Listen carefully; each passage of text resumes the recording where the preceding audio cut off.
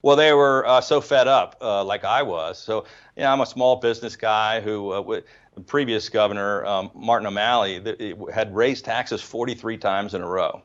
And it had crushed our economy. We had lost 10,000 businesses and 100,000 jobs, and people were fleeing the state in all directions. And it was frustrating to a lot of people, and it was to me as a small business owner. And didn't matter what your party affiliation was. People were leaving, and a Gallup poll came out that said 47% of all Marylanders wanted to leave the state. And that was kind of the straw that broke the camel's back for me.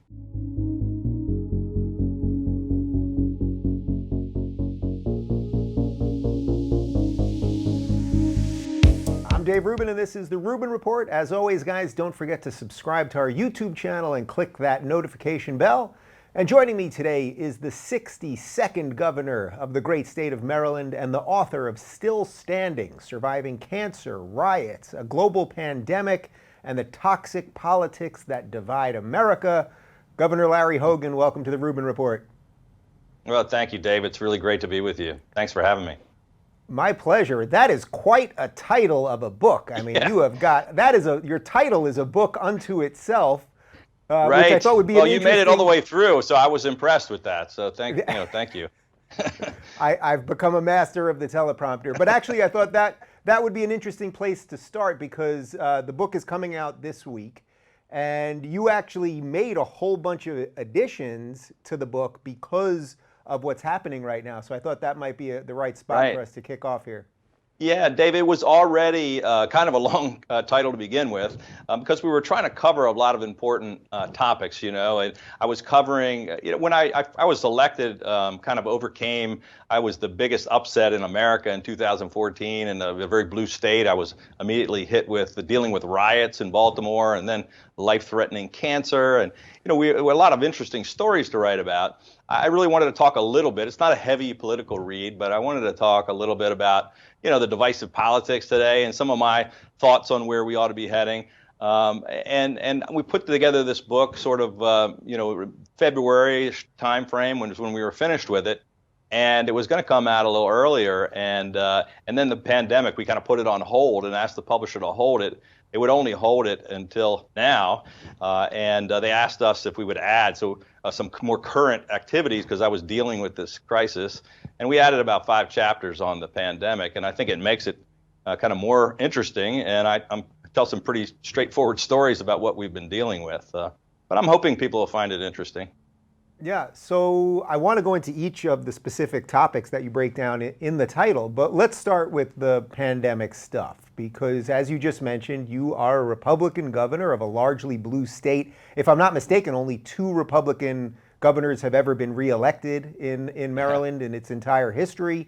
So maybe we should start there first. What's it like being an outsider governor, whether it's a red guy in a blue state or a blue guy in a red state? Just what's that like first before pandemic time, and then we'll talk about that. Sure. Yeah, so I'm a lifelong small business guy. Never held elective office until I was elected governor. Our state has the highest Democratic registration of any state in America. In 2014, I got elected. It was kind of a shock. I mean, nobody expected me to. I came from nowhere. We weren't even on the radar screen. It was I was the least likely to succeed, I think. Nobody thought I was going to be governor. But I pulled together a coalition of, all the few Republicans we had in our state, along with a bunch of independents and Democrats, and I got elected.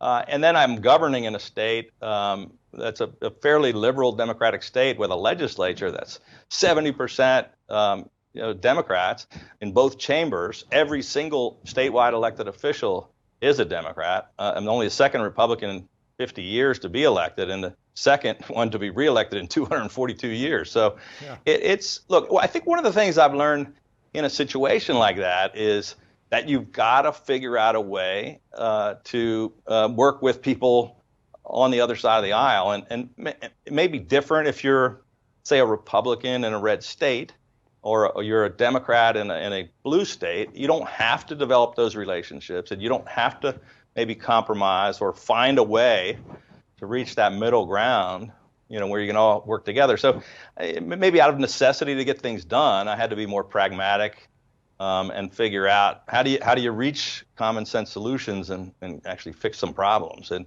it turns out that's what a lot of people seem to want, because a lot of Democrats and Republicans and independents seem to like it, and they reelected me, and we seem to be making some progress.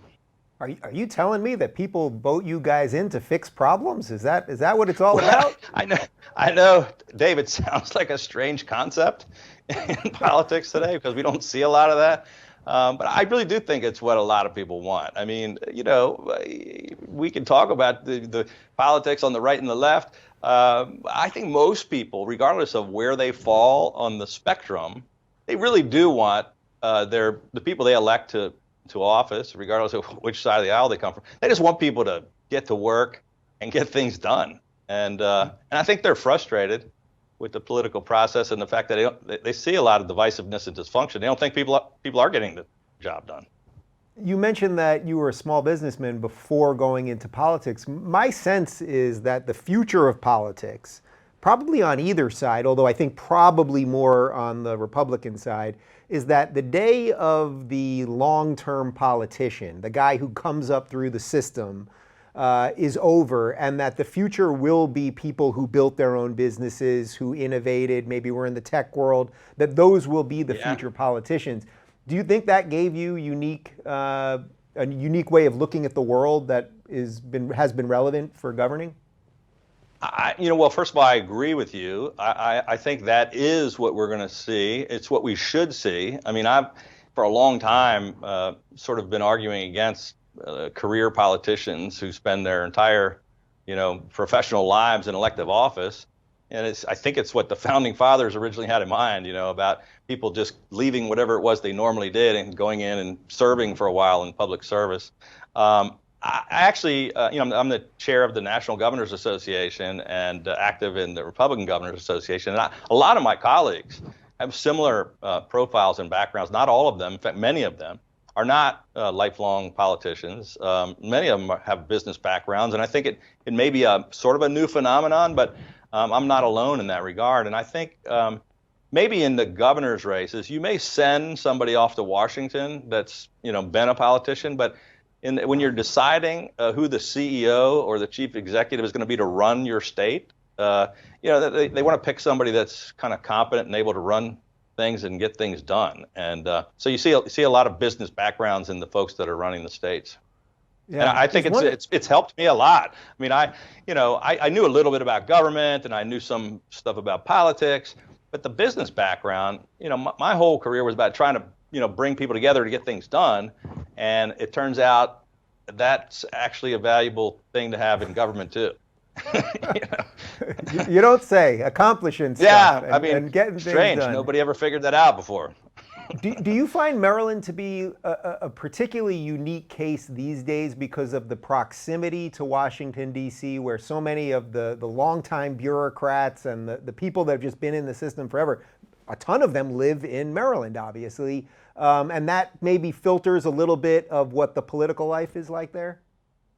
Maybe to a certain extent. I mean, one of our largest population centers is in metropolitan Washington, but we're a pretty diverse state. We've got the Washington metropolitan area, the Baltimore metropolitan area, but we've got some pretty dense areas. We've got we've got suburban areas, very rural areas of our state. About 70% of our state is rural, and so we're kind of a microcosm. I mean, we're America in miniature. We have a little bit of the same things that everybody has. We have probably a higher percentage of federal government employees. So we actually have more people that are in the private sector that maybe have some kind of government contracting affiliation. But it may change. We're made a little bit more liberal and a little bit more Democratic leaning as a result of that.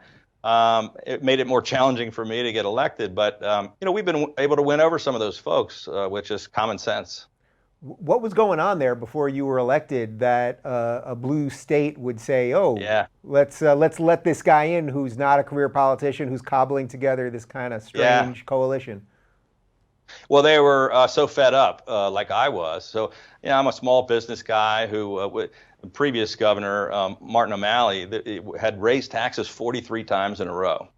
And it had crushed our economy. We had lost 10,000 businesses in the 100,000 jobs, and people were fleeing the state in all directions. And it was frustrating to a lot of people, and it was to me as a small business owner. And didn't matter what your party affiliation was. People were leaving, and a Gallup poll came out that said 47% of all Marylanders wanted to leave the state, and that was kind of the straw that broke the camel's back for me.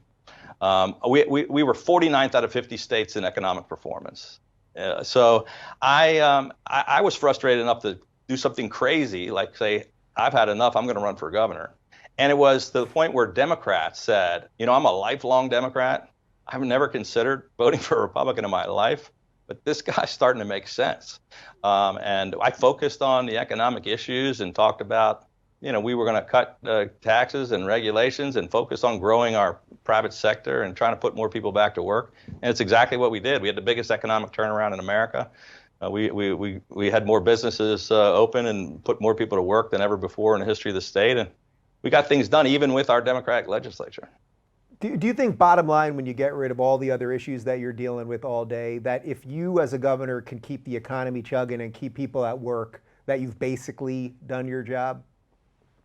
Well, we're wrestling with all kinds of really tough issues, Dave. When you're governor of the state, as I mentioned, we're dealing with close to a $50 billion budget and 60-some thousand employees. We have to provide all these different services. There's so many different issues. But really it is, we're dealing with educating folks and handling transportation and, law enforcement, all these multitude of things. But the focus that brought everybody together in our state that they could agree on, they could argue about various, different issues. But the one thing they all agreed on was the pocketbook issues. And that's how I put a group together called Change Maryland. It was a nonpartisan citizen organization. And we had just as many Democrats and independents as Republicans. And they were just saying, let's focus on these issues. Let's not argue about all these other things right now. Let's just focus on these. And we brought together a coalition. It turned out to be a winning coalition. And people say, how did you get suburban women, and how do you get minorities, and how do you get Democrats and independents to vote for a Republican? But I think it's one of the things that the Republican Party is going to have to think about. How do we reach out to a wider group of people in order to win elections in the future, and so we can be in the position of making decisions? Yeah, so I want to get more to that and the sort of pure political side in a minute, but let's talk about what's going on. I didn't mean to get too political on you, Dave. A governor getting political, I can't believe it. Let's not do that anymore. Yeah. Let's talk about what's going on now, though, because there's been, I think the major conversation really at a high level is sort of what the federal government is supposed to do related to coronavirus and what the state governments are supposed to do. I suspect I generally know your thoughts on this, but what do you think your job as a governor is right now, and what is not your job? What is the job of the federal government? Well, it's a great question. Look, I think the governors are on the front lines of this crisis, and we ought to be. We are out there. We're closest to the people's problems. We're working together with our local governments, and we're trying to really address these issues that are on the ground in our individual states. And each of our states are different, and we're going after the different situations on the ground in our states. But there were certain big things that only the federal government could do well. So, early on in this crisis, the federal government could have taken more of a role in an overall testing strategy. They did, they were a little bit, I think, behind the eight ball on in the early stages, and I talk about this in my book a little bit, in March and April, when they weren't taking it as seriously. I mean, there were people in the administration who were. I think the president downplayed it a little more than he should have, and they didn't develop a lot of national strategies. We had 50 individual state strategies. I'm not saying states shouldn't have had the authority and independence to be able to make their own decisions, but certain things like we shouldn't have had 50 states competing with one another in a constrained market for desperately needed supplies, competing with the federal government and trying to acquire things all over the world. So on testing and contact tracing and some of the major issues that the power of the federal government could really have helped with the pandemic. And in some respects, they're getting better. But certain things the federal government can just do better. Can you talk a little bit about how you specifically make decisions when it comes to lockdown or the rest of it? Because as you know, I'm here in Los Angeles, California. We've had rolling lockdowns, then they kicked in again. Last week, I was actually out to lunch for the first time in weeks. And as I was having lunch, we got the notification on my phone that said the restaurants are closing in 2 hours. Now everything's closed again. And I've been very critical of Gavin Newsom, our governor here, not necessarily because of what he's doing, rather than the messaging. It seems like they just give edicts. They never say, well, we've seen these numbers change this way. We know this behavior changed this or that. It's just, oh, now we're locking down. We'll see you in August. We'll see you in September. And that's what I'm sort of more concerned about. Can you talk a little bit about how you message things and how you actually come to the decisions? Yeah, it was a great question, Dave, and you hit on a couple of really good points. First of all, I agree that the messaging has been a problem. I think a lot of the governors are not messaging very well, and frankly, I think that's where the president's biggest weaknesses have been on the messaging side. I've tried to be just very direct and upfront and provide as much information as possible, because I think most people, whether the news is good or bad, if you're just frank with them and you supply the facts in a situation like this, when we're dealing with in some cases life and death matters, and a serious health crisis and a global pandemic and an economic collapse potentially, people want to know the facts and they want to know why you're making decisions. So I think I'm not the only one doing it, but the governors who have been more direct and open and transparent, I think have been the most successful. On the decision-making process, I just tried to get, we had to make decisions really quickly in this thing, because it wasn't like we have deliberations with our legislature and let's talk about it and form a committee. This was happening really fast at the beginning as we were spiking. We were seeing things happening in Italy and New York, and people dying and bodies stacked up and overflowing hospitals. And we were hearing these things about 2 million potential deaths. And so it was speed. Time was of the essence to make some decisions. You had to make the right decisions quickly. You couldn't hesitate. But I wanted to get the best advice I could from the smartest people. We put together a task force of really smart doctors and scientists and business people. And I just tried to get the best input, listen to everyone, and then make decisions without hesitating. And then communicate it really well to the people about, this is what we're doing and here's why, and here's how it's going to help. And so we took very aggressive and early actions, did things that I never would have imagined ever doing. But it helped us flatten the curve. I mean, our numbers are really good. Our economy is really good. We took early and aggressive action. We had a safe and effective reopening. And, we're now, way down from our peak that happened about more than 90 days ago. We've opened up 98% of our economy, and our unemployment at 8% is staggering, but it's some states are 2.5 times worse, better than the rest of the country. And our numbers, while we've had a number of deaths and we had the same problems other people had, we're in great shape right now. Yeah. On a personal note, as a guy that didn't want to always get into politics, when you have to make those decisions about, okay, we're going to extend the lockdown, we're going to lift the lockdown, whatever it may be, what's that like for you? Because I think people think of politicians sort of as robots, like, oh, they just make the choices, but yeah. No, it was really, really hard, Dave. It's, I've been through, and I talk about some of these, personal and professional struggles and battles that I've been through in my book, and I share some of that, what it was like and all the things that I had to deal with on a personal level, or battles I went through as governor or getting elected governor. This was the hardest thing that I think I've had to deal with, something we never imagined dealing with. And it wasn't just, I went through a cancer battle where I was worried about how my family was going to take it, or what was I was dealing with other cancer patients, but I was worried about 6 million people in my state, and my decisions were going to impact not only their health, but I'm a lifelong small business guy. Ran for governor with the sole purpose of creating jobs and helping small businesses, and decisions I was going to make were going to impact. It was going to cost people jobs and hurt their small businesses, or people were going to die. It was a really hard situation to be put in, and frankly, the president left it up. He said it's up to the governors, and we were getting, open up, and then but you have to shut down. He was given the administration was giving us advice: you have to do these things, or we're going to have 2 million deaths, and then messaging the opposite stuff the next day. So we were in tough situations, but I think, and everybody made different decisions, but. On a personal level, I mean, there's been very little sleep for 5 months and a lot of stress. And you got people that are mad at you either way, no matter what you do. You can't make everybody happy. And I just tried to do the very best I could based on the information I had, and try to do the best thing for the people in the state.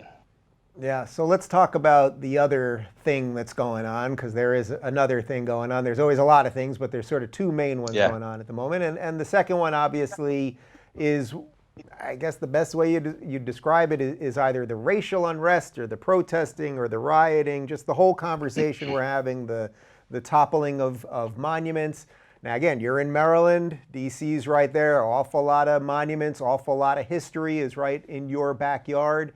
You've got Baltimore there, which has its own set of problems. So I'm not even going to ask you a question. I'm gonna just pass all that off to you. Take it away. Yeah.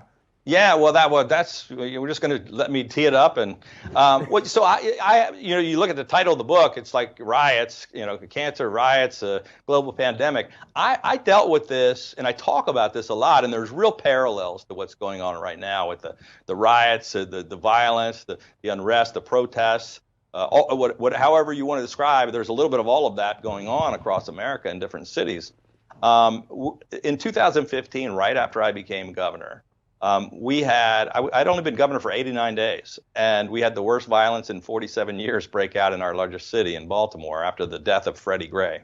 Mm-hmm. And, in the very first few hours in Baltimore City, 400 businesses were burned and looted and destroyed. 127 police and firefighters were injured and hospitalized. The city police force was overwhelmed. And the city was really having no ability to respond. It was sort of out of control.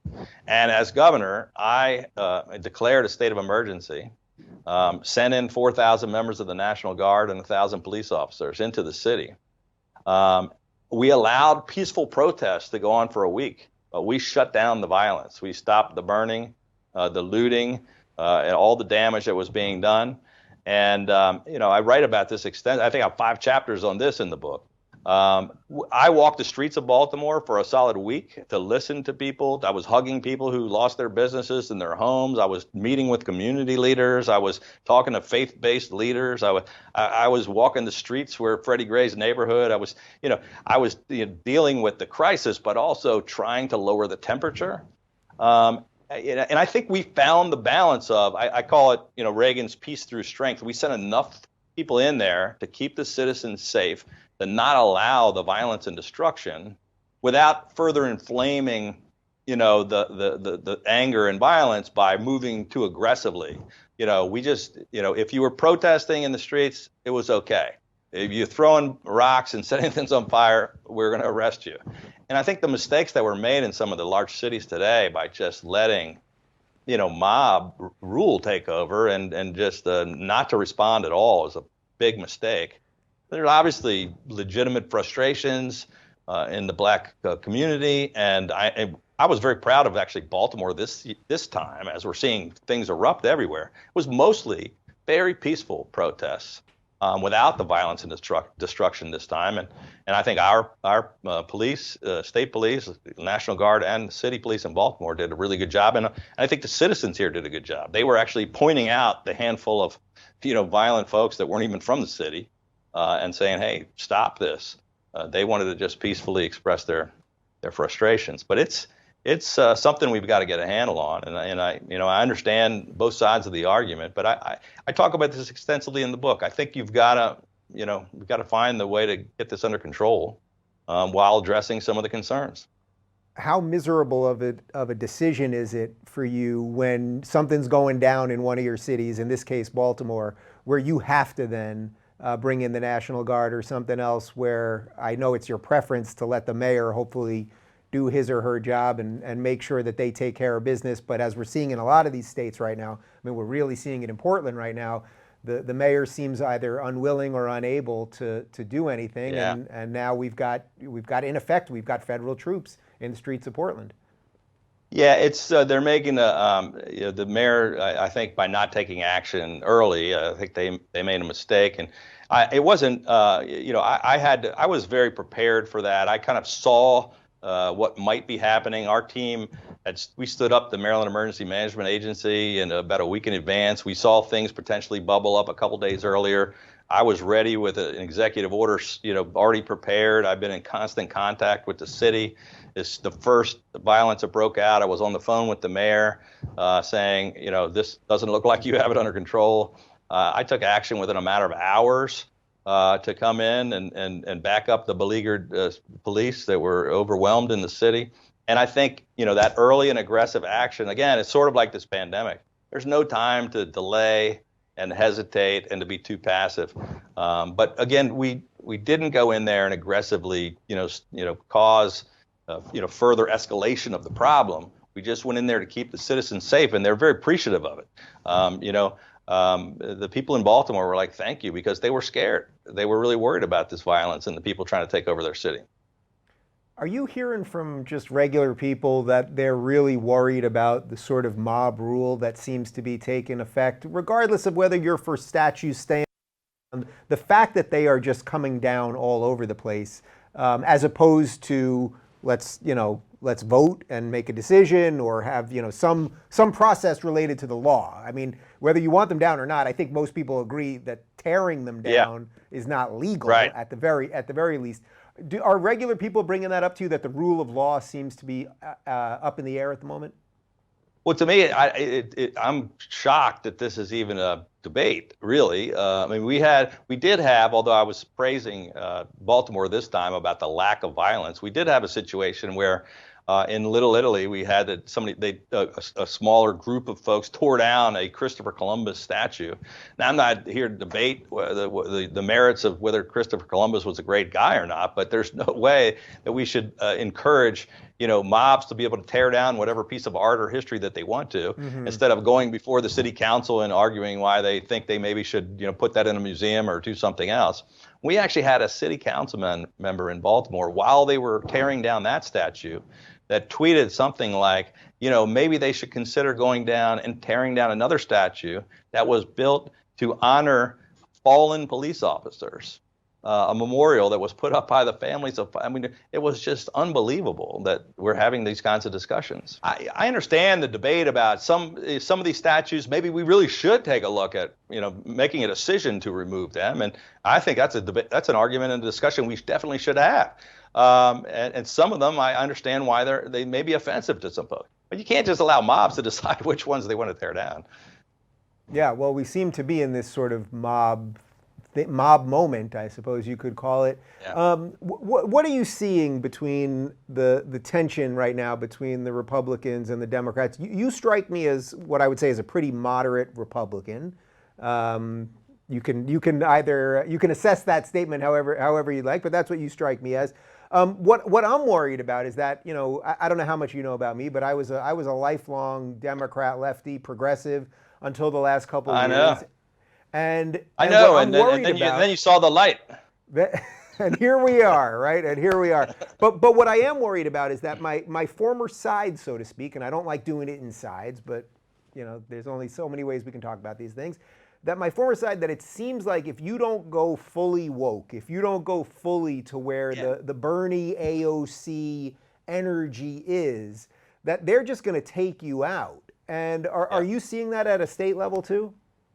Oh yeah, no, there's no question about that. And so I'm a lifelong Republican. I was a chairman of Youth for Reagan, and I was I would say most of my life I would be considered a conservative Republican. Now I guess they call me a moderate because I really try to avoid the extremes of either party. And I think one of the problems we have today is that first of all, I like to avoid the divisive, angry rhetoric, and because I want to work together to get things done, that makes me a moderate, I guess.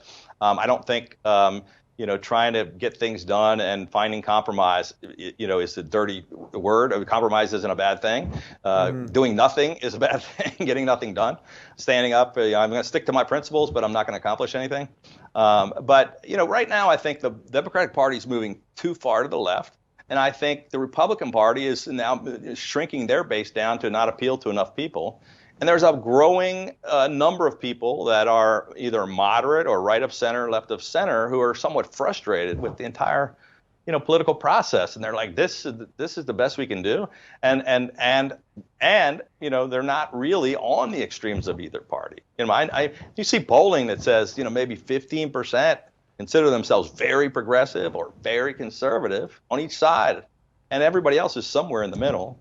And they're saying, so how do we fix that? The exhausted majority that goes, why can't we get somebody normal, and why can't we get something done? So how do you fix it? It's hard to fix it, but part of it is, it's look, some people have given up, and they're like, we're never going to fix the broken politics. I would argue that some of that we've been, and I talk about this in my book. I think you can, lower the temperature, try to avoid the divisive rhetoric, try to find ways to actually work in a pragmatic way. But there's also structural things that we have to do.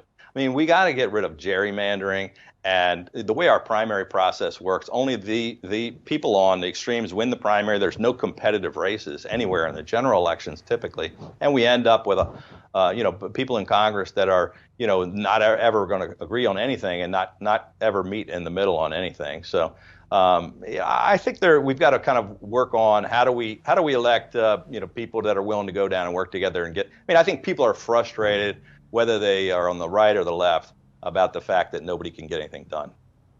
Yeah, I'm willing to work with anybody. I'm kind of from the get to work and get things done school of politics. I don't care if you're a Democrat or Republican, if you'll help me fix the problem.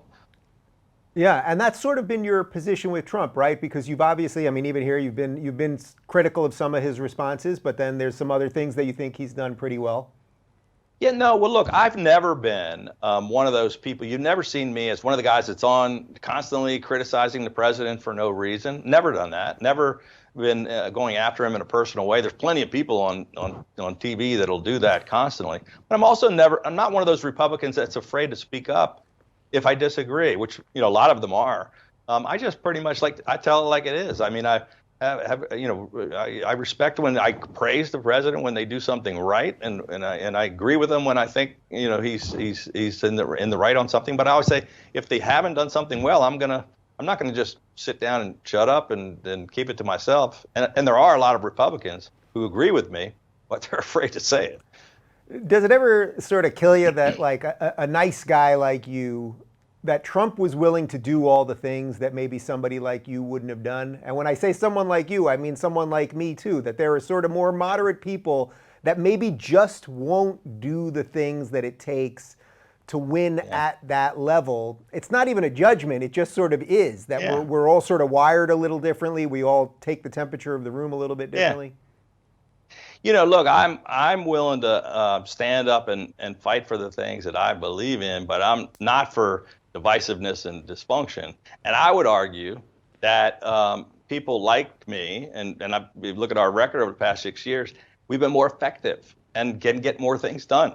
I'm not sure, and it's not talking about philosophy now, or not agreeing with many of the president's positions and philosophy. I would agree with on the economy, and I think he's done some things that are pretty good, but he hasn't gotten a lot done in Congress. And some of it is that personality, and some of it is, I think he could be more successful. I think sometimes he's his own worst enemy, and he could be more effective if he tried to do some things a little differently. I agree. I get it. You got to stand up and fight, but sometimes that's not the skill set that you need to use to get things done. Let's talk about the personal side of the book a little bit. You talk about battling cancer, so let's talk about it.